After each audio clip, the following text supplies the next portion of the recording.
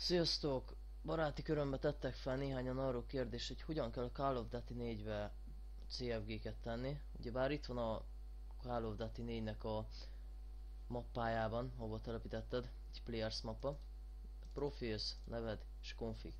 Na és ugye ezt kell felülírni, de néha szokott lenni Windows 7-en ilyen nem tudom micsoda, hogy feltelepíted a játékot, megcsinálod a Players, ezért profilodat, meg mindenféle szart, aztán nem hoz létre Players mappát.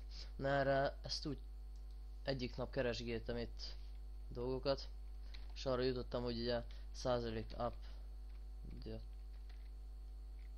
százalék update százalék, ugyebár megnyitod ezt, nyomsz rögtön egy backspace-t, itt a lokál, ott egy virtual store nevű mappa, és itt van a program files x86, és itt találod meg a dolgokat.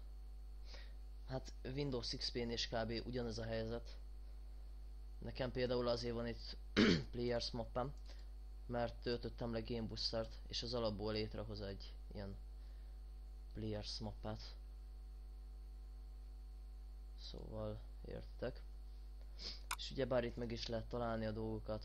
Itt vagyok. És itt a config, meg minden. Na. Köszönjük, hogy megnéztétek a videót, sziasztok! Ha van valami kérdés, akkor tegyétek fel csak nyugodtan. Sziasztok!